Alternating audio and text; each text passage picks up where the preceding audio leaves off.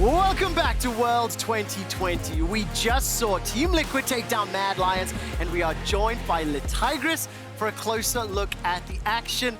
Gabby, it is such a pleasure to talk to you on air, on broadcast, and to interact for the first time. I am so sad that we have to be an ocean apart because of the pandemic. But congratulations, North America strikes first blood in the NA versus EU rivalry. You know, I'm just going to leave a moment right here. That was for all the people tuning in for the first time from NA that needed a moment to bask in that glory. It's for you. But all jokes aside, I'm very happy to be joining you on the broadcast. You say we're an ocean away, but with the technology of today, we're so happy that we still get to bring you some insight over here from Los Angeles. Tigris, talk to me about what it meant to you. I know you'll be hosting Worlds Cooldown in just a few minutes, and I know we have a Discord server that is full of banter at the moment, but how are things on the LCS side and watching TL pick up their first win? Oh, I mean, that's obviously an amazing moment for everyone from the region. But I think above that, even so, everyone's just excited to be tuning in to the plays that we had today, to all of the games in particular. So having day one in the books has to be the most exciting thing of all. Yeah, definitely the case. Let's turn to Cadril, of course. Mad Lions lost. Where did it go wrong? There's a few things I feel like went wrong. I think the draft was the main part. I think they banned out Graves third on the ban phase, and then they tried to go for the Lee Sin 1-2. And then when TL responded with the first pick Lee Sin, they went for an Evelyn, and I think TL just drafted really well around it. They had the TF, they had the Mordekaiser. And Lee Sin Evelyn, it's not a good matchup for Evelyn. And then the fact that you have an Evelyn who wants to play over side, just get the Camilla ahead, and them not banning away the Mordekaiser, just basically meant that every time Evelyn went to a side lane, she either gets Mordekaiser ulted and dies, or the TF ult comes in and kills her. So it felt like the draft wasn't really playing to their strengths, and it felt like the game was just a complete ARAM, and eventually TL won because they just played team fights better. I'm so impressed by Tactical. His Twitch was fantastic. Despite being focused so heavily by Mad Lions, he had a huge impact that game. Team Liquid end up picking up the win. You can see how close the game was up until what? 25, 26 minutes. A couple team fights in the mid lane, you know, pop off. And TL and Tactical, they pick up their first win of the day. So congratulations to Team Liquid. Mad Lions end up going 1-1. Let's take a look at the standings as well. The big surprise is PSG Talon with the substitutes going 2-0. Tigris, I know I was asking whether or not you've had a chance to speak to some of the guests that you're going to have on Cooldown, but what are some of the big takeaways from your side of the world when we look at the results and we look at the games that have already locked in? Well, I think for one, you mentioned the fact that PSG Talon were able to come through with the 2-0 victory, which is that much more impressive when you consider the fact that they had subs in. Yes, we heard from the interview that there were some previous synergies with these players that were able to assist them in keeping within the running for these early games, but knowing how easy it is for you to slip off in the play-in stage to get an opportunity to get to groups, you need to be able to pick up those wins where possible, even when you are facing what could be seen as disadvantages. Yeah, and I feel like the first game they had against Rainbow 7, it looked decisive. They echoed the set. PSG were popping off. But then the second game against LGD, it's one of the most surprising things, the fact that they take down the 4th seed from China, and they do it in a way that's not like, it wasn't unconventional. They did it conventionally. They just played really good League of Legends. They played really well in the team fights, and the Dragon control was just insane. I mean, I'm so impressed. I'm very interested to see how the rest of this group stage is going to play out. We have 7 games tomorrow, which is going to be insane. Before we get to start looking ahead, though, let's talk about the Oppo player of the game. 4TL versus Mad Lions, and I don't think it'll be a surprise to many. It was Impact. I think Tactical would have been in the discussion there as well, but congratulations to Impact for that one. I was wondering if we had any clips for that one. No, we don't. So, Tigris, there we go. That's what I was waiting for. Mordekaiser, you were talking to me about him versus Evelyn. Impact was really carrying this game. He was winning his lane. He got solo kills. The jungle came to help out. He kills the jungler as well. The team fights, he was like Q flashing in, finishing off people, ulting another one, pulling him in. Every fight, it felt like he got a double kill. And we're seeing here, Evelyn, I want to play over side and win my Camille. I want to get Camille head. No, it's a 1v1. Impact just kills Shadow. I feel like he really ran away with the game. He played so well with his lead, and I just feel like in team fights especially, like even here, he was just popping off. Yeah, absolutely the case. Tomorrow, we're going to see a couple of very exciting games. Team Liquid will have a few more under their belt. I do want to ask Cadril and Tigris one last question before we head off. First of all, V3 versus Unicorns of Love. You said V3 are getting out of groups. I think UOL are getting out of groups. So tell me what you think about their matchup. And then Tigris, who do you think will be one of the dark horses to surprise? Well, V3, I like their aggression. I love their jungle top synergy. I think they play so well around it. I just feel like UOL is a bit inconsistent. Even with leads, they sometimes throw it away. And I'm just on the V3 hype train. LJL all the way. But that being said, U of L, they haven't suffered a lot of losses throughout the year. So if they're unfamiliar with that kind of territory, I'm sure they don't want to step into it. And as you mentioned earlier, Quick Shot, the fact that EU audiences of old have something to look forward to just behind the banner and that logo that can look so familiar. There's a different energy that comes with it that lends themselves to being the dark horse. See, this is where I know you're a professional at Tigris because you picked the same team that I did. This noob over here knows nothing. Okay, Boomer. Losing tomorrow. We will soon discuss all the action from day one as Tigris will be joined by Mark, Z, and Spawn. Please get ready for World's Cooldown. Tigris, I'm looking forward to talking more throughout the championship. Cheers! Gonna have a good time.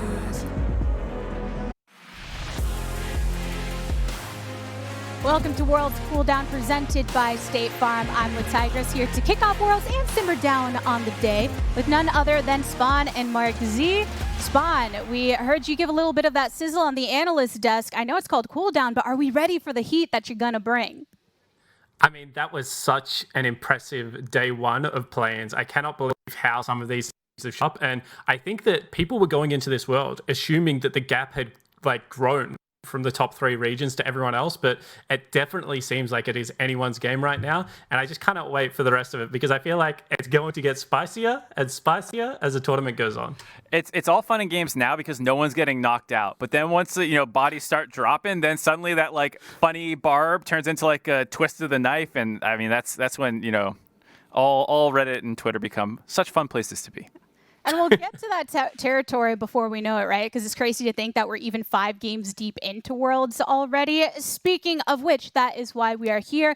I mean, Cooldown's going to be the one-stop shop for all things Worlds, bringing you all the day's action and anything that you may have missed. So warning to everybody watching, we do have play in day one spoilers ahead because today the Cooldown crew are going to run through all the day's biggest pop-offs, give you a speed run of every game that happened, and then dish out some honors to all of the players and teams, those that stood out to us in particular.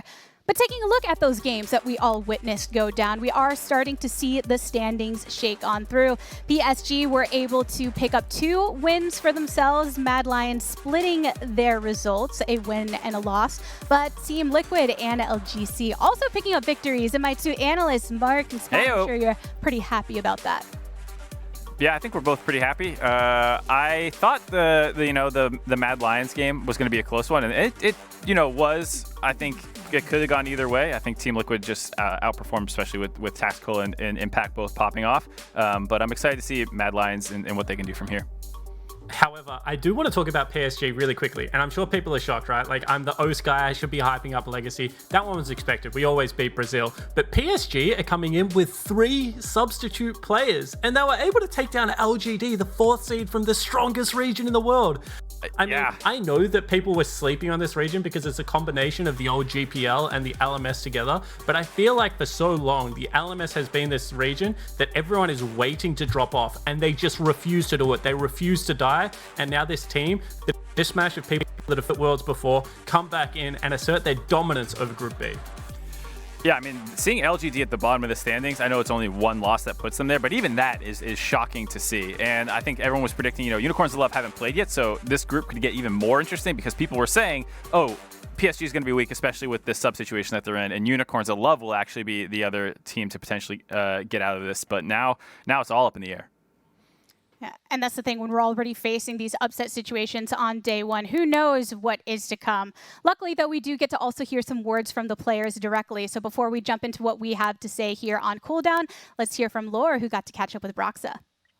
I love you, Broxa. And thank you very much. Now we have a first victory on Team Liquid scoreboard here as they took down Mad Lions, and I have Broxa with me to talk about the game. Thank you very much for joining me, Broxa. You're very welcome. Nice to be here with you again. Yeah, I mean, nice to see you back here on the world stage. And I mean, first game, first day, first win for Team Liquid. How was this one for you? And especially since you won against your former region. There's no doubt that this was a win that I really, really hoped for. I've played in the LEC for 3 years, and it feels a bit weird being on the other side of the coin now. I've been fighting for Europe against North America so many times now. It's a bit of an opposite story, but coming into Worlds, everyone's saying that NA sucks and EU is so much greater, and I'm happy that we managed to take down one EU team here to show that NA can at the very least participate a little bit. Obviously, I believe we can much more than that, but it's a good start. That's my point. Sure. I mean, and that's the point we'll come back to later in the interview. But I mean, you got to shine on your signature listing on the first game. But I mean, given the setup we have here in China, it is specific because you've been used to playing online for the major part of the year. So how is it being back playing on stage here in China?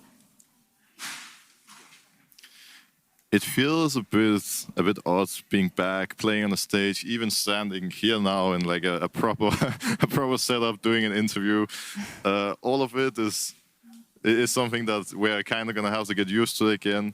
And in a way, I guess it could be seen as an advantage that we now have the play-ins to get used to it all before group stage kicks off. Yeah, it is the first time you will be playing in play-ins, and actually it's the first time also for Team Liquid, and you were talking about the fact that people were not hopeful towards LCS here performing at Worlds, but I mean, you just won your first game, so I want to know, what are your expectations when it comes to Worlds and play-ins, and also what do you think about the level at Worlds this year when you look at the first few games we had today? Well, first of all, I'm the type of person that always likes to take everything one step at a time, and I don't want to get too far ahead of myself and say that we're easily going to get out of play-in, so that we're going to do really well the entire tournament. First of all, I would just like to keep it up, focus on the next game. Now we got one win, and we just need to keep that momentum going and keep playing well in play-ins. Then once we qualify for group stage, you know, we can start focusing on that. But in general, I think the level of play at Worlds seems pretty high, at least that's my feeling already here in play-ins, which are supposed to be some of the, on paper, a bit weaker teams, but a lot of teams seem really strong. One team that impressed me personally was PSG, coming in with, I think they had 3 substitutes and still performed really well, even beat LGD. So there are certainly some teams to look out for. Yeah, PSG is definitely the big surprise of today. And thank you very much, Broxa, for all these insights and also for the interview. We'll see you again in a few days, hopefully. I hope so. You're welcome. You're welcome. And back to you on Cooldown for the rest of Cooldown.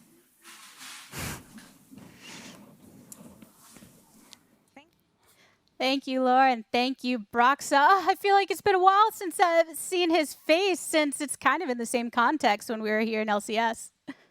Yeah, and I mean, I know that Broxa has had like this crazy up and down year. He came over to North America, was heralded as the person that was going to make the big difference from Team Liquid. Obviously, Team Liquid themselves has had like a rocky year, but I just love his personality and how infectious his positivity is. I feel like he's one of the most respectable players that actually comes to these events, and I feel like for some reason that shines through in his play, and I always expect him to do big things at Worlds, and he had a couple of clutch moments, you know, key Broxa moments on that Lee Sin, and you know, there's still some holes in his game. I think he still needs to take that next step, but I think, you know, for myself personally as a big Broxa fan, there's enough light to show like potentially he can get back there and make a real difference in this group stage. And those are those moments that you want to see if you are a fan of Team Liquid, the inspiration for the long run through a World's performance. But there are many moments today that we had to look forward to, whether it was gameplay or otherwise. And because of that, I wanted to go ahead and gather all of your standout moments of the day, the first day after all. The number one highlight in your mind that came through as what brought all of this together for you. Spawn, what was it for you? The moment for me had to be when Babip left the Elder Dragon pit without, you know, Tay on this hugely fed Vladimir has everything up and available. And I was like, oh no, boys, you've really cooked this one. You've made a big mistake. He's going to be able to steal it. But Babip, boy from Oz, comes up clutch with the execute on Nidalee. They get themselves a 5-person Elder Dragon. They translate it into a Baron. They close out the game cleanly and pick up another win for O's against the CBLOL. And even like the whole, you know, both them breaking away in different directions, Nidalee jumping back into the pit, like that was all such smart play, actually, given the situation. I appreciate them being like, we're got to make a big play. We're going to get this Elder Dragon, even though, we might get contested by the Vladimir. And bringing a little surprise factor, Spawn, even before the TP came down, you were already saying what was going to happen, but the team managed to pull out for the victory. Mark Z, what is your moment of the day? I got to go with the play-in stage kind of reveal of what it was going to look like. There was this moment where I was like, what are we watching exactly? We got some earthbending going on. They're like making stuff. But then when it kind of got revealed that this was like all a big kind of almost like green screen virtual studio set, but also still actually a stage that the teams are playing on, it made me really hyped as someone who has been locked in the same room for like the last 6 months, to see them on stage playing again, as a North American fan, and probably a lot of fans around the world, just seeing it in person again made it feel so much more hype, and just the spectacle came along with it for me. And this was one of those moments where I felt myself getting goosebumps, and I didn't really know why I was getting goosebumps. And as soon as that camera zoomed out, and the desks are a little bit janky, there's like 3 meters between every players, but like at least we're there, baby, and at least it looks really good to have League of Legends back live in action. I still haven't done a full run through of Avatar, but after watching that opening, I feel like I got everything matrixed into my brain that I could possibly need to know about earthbending. For me, as far as moment of the day, it comes down to the casting duo of Captain Flowers and Raz. I really enjoyed kind of getting to hear those elements that you get from their streams when they're duoing up, but I believe Reddit, Mark, you're the Reddit master here, was already popping off about their performance. I mean, if you haven't seen the clip, I definitely say check it out. The hits him with the mace in the face, but they still get whatever Captain Flower says. I can't replicate it, but like he's got a way with words, and it's always something fun to watch. And Raz was keeping up, and they were having back and forth the whole day. It was really cool to watch. And the best thing about this duo is like Flowers called it out on Twitter as well. Like Raz was one of the first people that ever reached out to Flowers and offered to like give him casts. Like Raz was a little bit rough and raw back then. I feel like they've come up and grown at a similar time, and they just both have this swagger about them. Like you kind of said it, Mark. No one can replicate what they do. Like just the energy and kind of the confidence they both exude. It is impossible to not have fun when that duo is casting League of Legends. It's the exact vibe you want for the first games that we have at Worlds. And there's so much more to come in Worlds, including some of these segments that you'll be seeing throughout Cooldown. What we got coming up is looking specifically at some of those clutch moments, whether it's a clutch smite to steal a Baron or a quick dash to avoid a stun. Every second counts. And every day, we're going to be taking a look at these split-second plays in our new segment, Every Second Counts, powered by Cisco. So, Mark, we had a very interesting one here on day one. Yeah, this was a really insane play. You kind of catch it right at the end, or right at the beginning there. You saw Golden Tristana flying through the air. That is something that you should not really ever see. And when you talk about split seconds, there had to be some kind of weird interaction there with the code, because the way Tristana buffer jump works is it's a spell. There's a cast time applied to it, and then the effect goes after that cast time. It's 0.25 seconds, and that's why you're able to buffer that ability to get out of CC. Because if the CC hits you during that 0.25 window, the ability still goes off and you jump afterwards. Now, Stasis is unique to that because it's not really a CC. It's like applying a buff to you, and then that buff makes it so that you're just like, you can't move and nothing can happen. And so that applies to cast times as well, which is something that doesn't usually happen for CC. It will interrupt your cast time. So somehow Tristana had this insane buffer to still get hit by Stasis but go flying through the air. I've never seen it before, and I never saw it after that, despite how many more times Raze tried to do that. And that was a big thing. You saw how like close it has to be to that, because he went for it a couple more times, Mark. Yeah. Like, if you go and check the VODs, like he's really given it his darndest to be able to create that buffer for us. But unfortunately for OS fans, he got turned golden a couple of times at the start of his jump. I think people start criticizing him a lot for, like getting caught out of position, but I think he got baited by the fact that it worked the first time, thinking like, oh, I'm going to just do this every time. And then like, nope, it's not a blitzcrank hook. It's a lot more complicated of whatever you did there. You did something weird. And I know Azale had put out that tip about Stasis earlier on before Worlds kicked off too. I feel like that's just consuming our day with these. And we've already talked through some of the moments here today. Obviously, this one that was very unique. We had the earth bending going on. But I do want to get more deep into the gameplay, taking a look at the top plays specifically that we had in day one. So I'm going to need you guys to give those to me, starting with number 4. Starting with number 4. It's the Echo play. I thought this was such an insane escape by the substitute coming in. Like this looked like he was dead for sure, but he takes his ult out while the W's dropping, ease back in, then flashes the arrow to kind of bait the entirety of Rainbow 7 for going too deep. I thought that was just a super impressive play out of an Echo jungle, which you're not seeing that much of right now, and it can be a little volatile of a pick, but he played it incredible, and he kept making plays over the course of that game. Yeah, however, I know that a lot of the analysts over there were really excited that Kongyu got his Echo pick, because whilst we're not seeing everyone play it, the Masters can still play this champion, was able to build himself such a big lead. And those skirmishes at Echo, it's just impossible to tie down. Like, he's like the original Lilia, right? Like, how do you catch that guy once he's zooming around Summoner's Rift? Like, it was really impressive to watch Kongyu, like, put on a masterclass. And the rest of the team clearly having trust in him the way that they played as well around that win condition. As far as our next top clip, this is going to come from LGC versus INTZ. Yeah, and this is why you do not give Babib his Nidalee, because he is so potent when he's able to get this champion. He was a part of the group of players called the Mechanics crew, kind of the next wave of OPL players. Tally on his tanks, providing that front line, providing the support and soaking up so much damage. But really, it is just Babib getting the job done on the back end of these fights and being able to clean up in clutch moments for his team. Yeah, and this is, like we already saw the other replay about his actual Elder Dragon secure. He was a huge force for Legacy, and it's funny that you say, like you're the Osh guy, but you're always, kind of hoping Legacy loses a little bit of salt still with you, because you said you tweeted at Broxid, warning them ahead of time about the Nidalee pick. What's that about? Well, the thing is, I don't know whether I can probably reach it. I actually I'm actually I think I hit it under my desk. I'm actually a super big Team Liquid Broxah fan.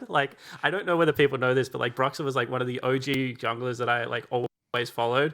I think it was a little bit, as you mentioned, obviously they knocked my team out in the final. We gave him Nidalee a couple of times and he put on a masterclass. So I was just like, Broxah, please do me a solid. Don't let me watch you get murdered the same way my jungler got murdered by this man.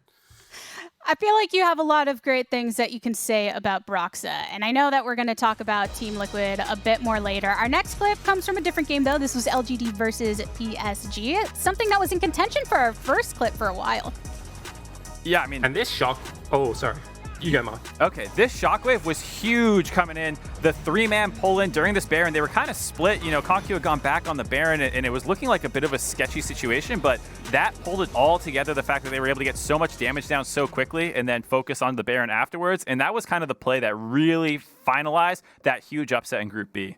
Yeah, and it came off the back of the Swirl Seed coming across and tagging the only 2 members that I thought could do any damage. They didn't split, which is such a crucial part of playing against the Lilia at the moment. You really do need your damage sources to be able to split, because the splash is surprisingly big.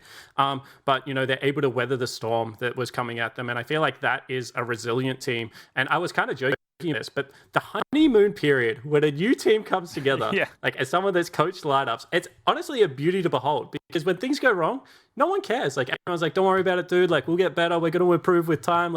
Yeah, you did bad in laning phase, but I got you in the team fights. I feel like this is a dangerous team, because they're obviously skilled players and they have nothing to lose, because They're playing with triple substitutes. That is the scariest team to play against at the moment.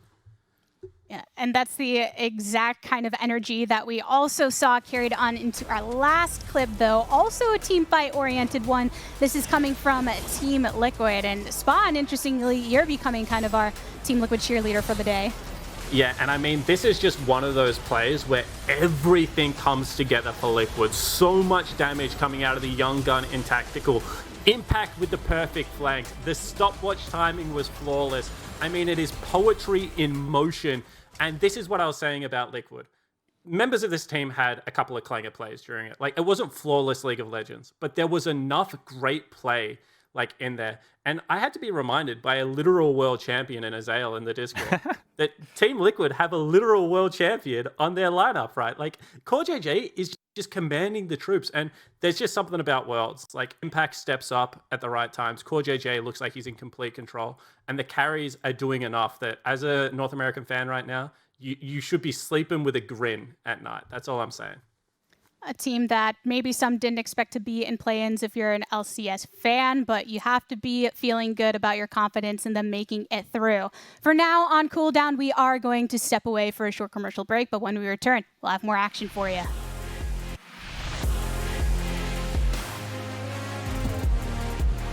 Welcome back to World's Cooldown, where we're here to give you all the details and all the drama. I'm Tigress here with Mark Z and Spawn. Spawn, you are the drama, I don't know, aficionado here. Give me some drama. What we got?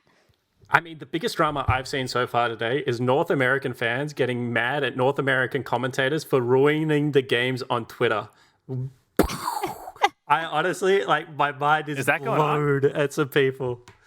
Hey, but sometimes people need their sleep, Spawn. It's a bit early in the AM here. And guess what? For everybody in the audience that you're worried about what you missed, this section is just for you. Because if you couldn't pull the all-nighter for Worlds, we have this specifically to get you all caught up on what you weren't able to catch in our segment called Was Sleepin', Didn't Watch. We're going to recap every single game until the timer reaches 0. Only 60 seconds to do so you get them ZZZs and them GGs. Let's dive into game number 1. We've got Mad versus INTZ.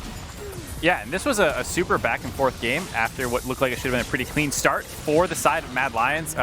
You know, Shadow and Arome comboed pretty well together to get the first couple of kills, but then Tay actually did a great job turning this game around. He had some super long-range snipes, like just absolutely insane, and he ended up getting super fed. I think he ended the game with like 9 kills or something like that, and it became this really scrappy back and forth game. Mad Lions, I think Karzi and Kaiser looked really, really good, and they were some people that were definitely hyped up coming into this event. They were kind of the stabilizing force for Mad Lions that allowed them to actually win this game, but it was up in the air for a little bit. Shadow was getting caught out in his engages and stuff, and it felt like it could have gone either way for a portion of it. Even though Mad Lions did have a big gold lead, you know, fights were back and forth the entire time. Yeah, and that was a big thing for me. Whilst there were some fights that were close, I feel like key members of the INTZ squad stopped farming completely, and they just fell into these huge CS deficits, and they started falling behind in gold, and then it just gets harder and harder to climb your way back in. Some shining moments for INTZ, but ended up being a victory for Mad. In the second one, it was a bit more of a resounding victory on the side of PSG versus Rainbow 7.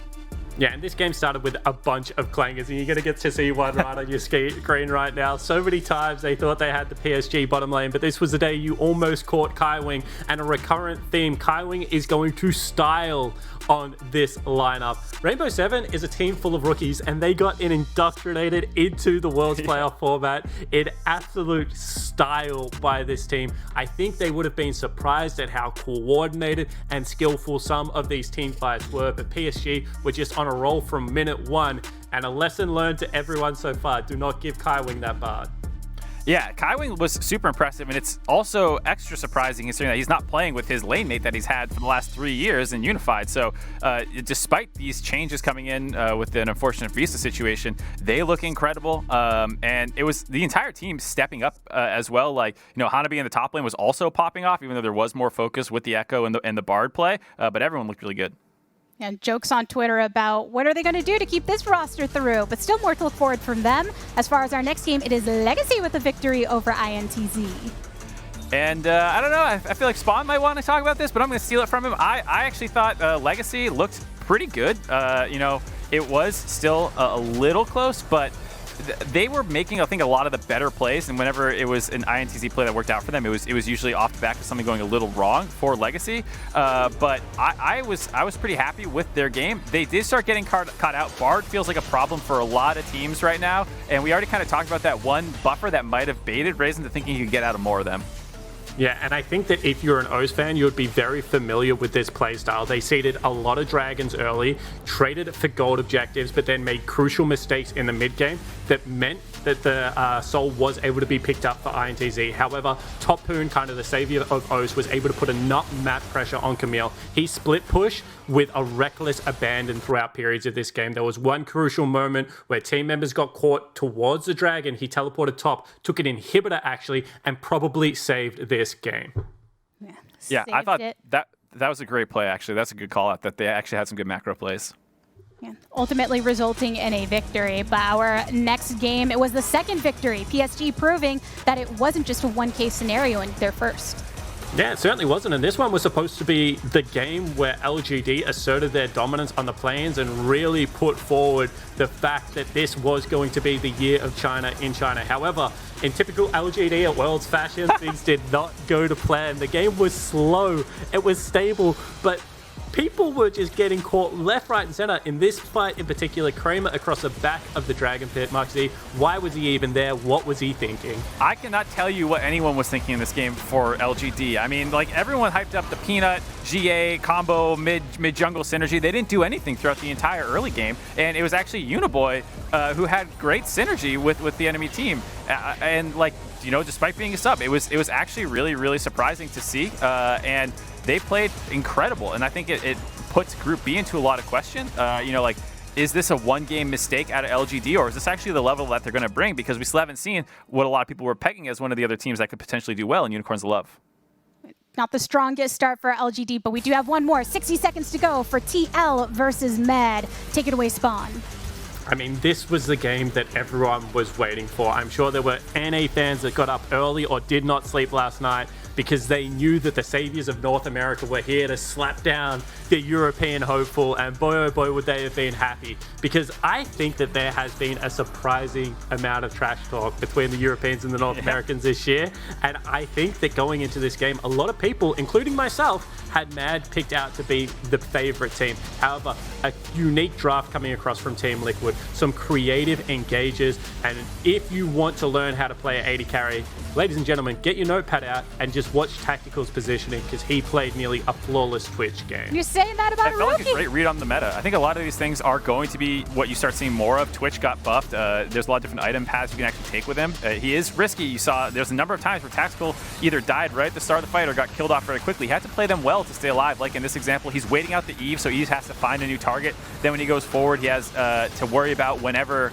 the Syndra's going to step up. Humanoid almost one-shots him there, has to get baited by the exhaust, then the stopwatch, and it was just well played by Team Liquid. And Impact had a big standout game, better than probably his best game of the year, you could almost say, and got a solo kill on a Rome, was able to solo kill Shadow when they tried to gank him, and I think these are some things that Mad Lions really needs to clean up looking forward.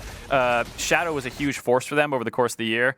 He was a huge playmaker, and this is 2 games in a row now on Eve that has not looked very good for him, and I think the first pick, Lee Sin, might have hurt his performance a little bit. And once again, I feel like we have to credit an unsuspecting region on their macro play, because I was watching how TL closed out that game and they played a 2-2-1. And going into that game, when I saw it, I was like, 2-2-1 with Mordekaiser and a teleport mid laner is actually kind of impossible to rip someone out. It keeps you so safe, especially when you have Rakan as a support. So TL, this team that I thought was supposed to play slow, only stack objectives, inability to be able to team fight against all these teams, actually showed me that they have a brain. Jat doing some work backstage, ladies and gentlemen. Yeah. Be respectful of North America's 13. We did. Mark? Go ahead. Oh, you. I was just going to say that we did let you run the clock a little bit there, because it sounds like you have more thoughts on this. Just had to get more of it from you guys. So, Mark, let's dive a bit deeper into this. We have the draft available, and we mentioned some of kind of maybe the question mark pings that are happening when we saw the Twitch and Jat and what he's bringing to the table here. But what do you believe was the thought process right at the start in Champ Select? I think for Team Liquid, this is some of their bread and butter mixed with some of the newer picks that are going to be strong on the patch. If you watch playoffs, you know, the TF was something that was huge, and especially in that TSM series. Mordekaiser is one of Impact's best champions. He'll pick it into the Camille, even though both sides are often happy to pick that. And then the Lee Sin is Brox's most played as well. And so I think that was a smart takeaway in the first phase. Then Shadow goes back to that Evelyn did not have a great performance. And then I thought Kaiser and Karzi were actually pretty good again in this game, but because the TF pressure that starts coming down the bot lane, it took away what was their best performing member from their first game that won against INTZ. So I thought that all kind of came together to throw a big wrench in Mad Lions' game plan. And I actually thought the Mordekaiser pick was a little bit suspect here. I was pretty critical on it in the pick ban phase. I thought that this was a pick that was designed mainly for the team fight, and I already thought Team Liquid had a winning team fight and they needed something to be able to deal with that Camille. But I mean, Impact shut me up real quickly, right? And that's what great players do. They show that they're picking a champion for a reason, and boy, oh boy, was his mastery of that champion very impressive. I know Impact shut you up, but I'm going to let you keep talking, Spawn, because I like it. You've been fun here, and we can't leave you hanging. We got to give you a chance to talk about your team. We had Legacy taking down INTZ for their first win here in play-ins. Yeah, and I mean, if you missed it, Tally, who is Legacy's mid laner, has been a top laner for 4 years. So giving him a tank in a winning matchup, I think that Set actually beats the Zoe out in a lot of these lanes, gets a lot of push, allowed him to team up with Babip and roam around the map. And tank mid laner or utility mid laner plus hyper carry scaling jungler is exactly how Legacy want to play. And we saw a continuation of the OPL playoffs. They're now playing towards topside. They seem to agree with like teams like TSM that this is a way to be able to play the map, get your top laner ahead, unlock them on Summoner's Rift, get them running over the rest of the team. I think that this is a really crucial draft. If you're going to play against Legacy, like study the ins and outs of this, because they obviously with their pick ban wanted to ensure topside success in all of what they did. Yeah, and I think on the flip side for INTZ, they're in a bit of a difficult position now because this is a single round robin. And I think that's something to keep in mind here, that with these 2 losses to start out, it puts them in a really tough spot. They still have to play Team Liquid, who's looking decent. So this is starting to get a little scary. Supermassive as well didn't play today. They were, for a lot of people, probably the 3rd strongest team in the group. So INTZ needs to figure out what they want to do, because even though they did get a number of kills to get back into this game, it was almost all pickoffs using the Bard, and I think people will quickly identify that, and they'll need to find what their next kind of shot is, what their next wrinkle in their game plan is, because it was basically pick off Tristana. That's how they got back in the game. That's going to be hard to replicate in the future, I think. And still other teams, as you mentioned, waiting to make their mark here and play in Supermassive, one of the ones coming up. But that doesn't change the fact that we had some Supermassive plays here today. We've already talked about some of the top ones, but I want to nail down one of the assists, specifically in our assist of the day presented by State Farm. And this was a tilter if you were on the opposite side of this play. Isn't that right, Spawn? I mean, yeah, this was one of those plays where you see it unfolding in front of you as kind of the Rainbow 7 bottom lane, and you're just like, why is this happening to me? I think this was one of the most viewed games of the nights as well, and it's like, why are millions of people currently watching me fail to kill a Bard over and over again? But, you know, credit to Kai Wing one more time, because he played that masterfully. I think he was saved 3 times. Once by his shrines, once by a pot, and then once by a key center Q as well. So, I mean, that's just poetry in motion from the duo lane right there. I have a question about who the assist is, because it was like self-assisting. He put all those down, then used all of them, like you said, popped his own pot. There was only the center Q that healed him, I guess. But, I mean, it was a really insane bait because things were looking a little scary in the bot lane at first. Assisted the whole team in making sure they got the first kills of that game for what was to come. Now, before we end up closing out the day here on Cooldown, I do want to jump into some of our honors here at Worlds. Give a good award to those that deserve it, because we had some moments here today. And we're going to start off with Tilt Proof. Spawn, who do you think was the most Tilt Proof after game one? We used to have the Tel-Lep port. Now let me introduce you to the left port, if you will, if you see what I did there.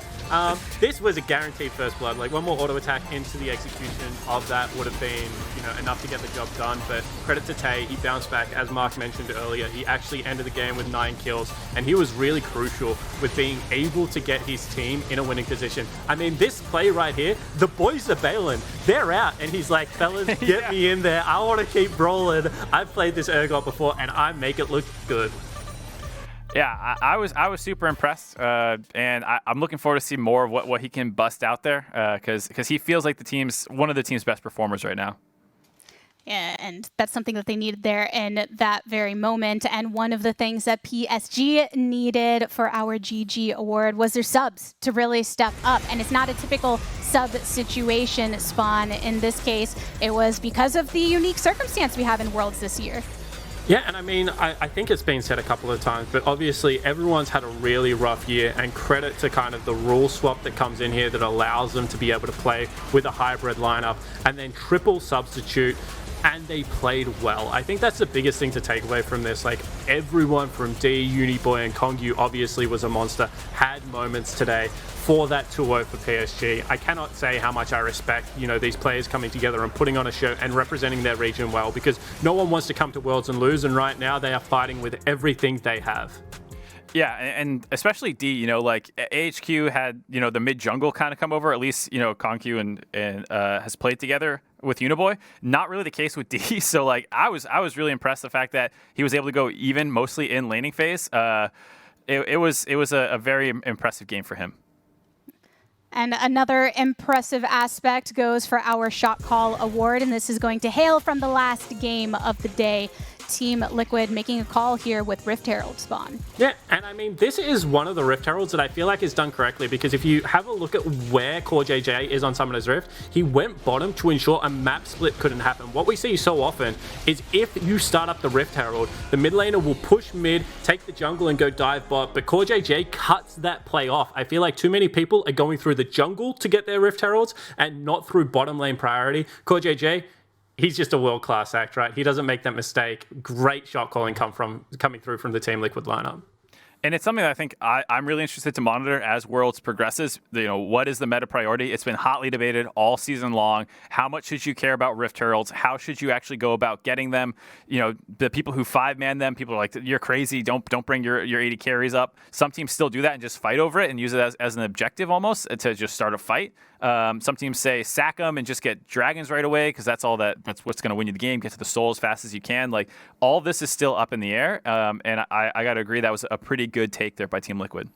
And I'm going to go out on a limb and say that I feel like Worlds teams, from the research I've done, still don't understand how they want to approach Rift Herald. And I've seen a lot of this early swap against priority, where if the net positive of a Rift Herald is like kind of 2.5, 3 plates, you're giving that up by just taking the objective. And your support, it's generally the person that suffers, because at 8 minutes, your support's like halfway through level 5. And if you send him on a roam and he doesn't get level 6, you generally lose the next skirmish around that dragon. So I do think that this is an area that I personally really want to monitor. I've been talking about it a lot, actually, and I was pretty vocal on my criticism in my lead up to this event. So I'm glad to see one team do it the way I think should happen, but I'm always interested to see whether I'm right or whether these teams at Worlds are right, because, you know, every now and again, it's happened. It's been known to happen.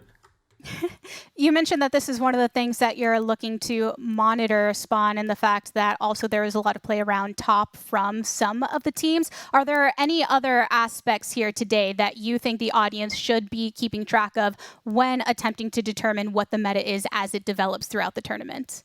I mean, yeah, it's kind of that perfect balance of like, take strengths from what you're seeing other teams do, but also don't lose what you're good at. We're actually having a really interesting conversation about, you know, what the LCK used to be known for in their macro, the team fighting from the LPL, and all the minor regions have these things as well. LJL is a smart minor region, you know, OS is a very chaotic minor region, as Tally said in his interview. So, you know, I think stay true to yourself above everything else. That Yamato clip just always plays through my head when I say this, but like, you have to be able to take adaptations, but not butcher your own League of Legends, because that never seems to work. Staying true to yourself on the stage while stepping up to some of the best in the entire world. That's a difficult balance to have. But today was only part of what we have in store for the tournament. Of course, we have more games to come tomorrow, even more than we had today, if you can believe it. And right there at the end, Team Liquid versus Legacy eSports. Mark, I think that there might be a little budding rivalry between our analysts, or do you think you'll both be standing on the same side? I mean, I bet we're on the same side, but I'm always excited to see that one play out. I'm really excited to see Unicorns of Love make their debut. I think I want to see Mad Lions see how they bounce back from today after a somewhat disappointing 1-1. You know, can PSG keep it rolling? I mean, there's so many big games tomorrow to watch. I know for North American fans, this is in the dead of the night, but it's the weekend. Just stay up all night. What do you guys got to do on a Saturday or whenever you would be waking up normally? And I'm always going to back the boys, right? So I'll be going with the Koalas in Legacy there for the final game. I think that they did show me something today, that they are a more resilient OPL team, and that's what we've always struggled with. But I kind of agree with Mark. Like, the TCL and the LCL both play for the first time tomorrow. That's going to be super massive, as well as Unicorns of Love. And historically, if there's ever going to be two regions that will push through that kind of emerging region ceiling, it has been those two regions.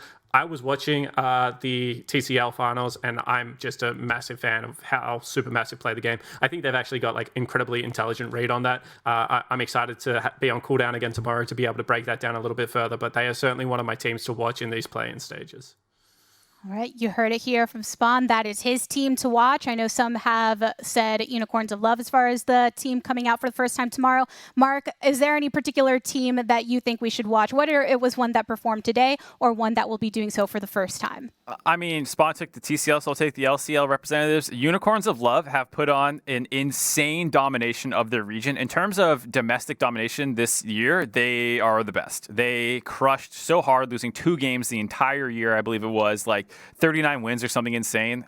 So people are really, really, really hyped. Coming in with the subs that was going on with PSG, people were saying Unicorns of Love is probably getting second in that group because LGD is going to get first. Now, PSG has beaten LGD. Unicorns of Love haven't played yet, so that group is, after one day, already in total chaos from people's predictions. Still new stuff to look forward to in Worlds here and teams that are going to continue trying to prove themselves on the stage. But that does it for us here on Cooldown. On behalf of myself, the casters, and the entire broadcast crew from all around the world, thank you so much for tuning in. We'll see you next time. Until then, good morning, afternoon, evening, and good night. Mwah.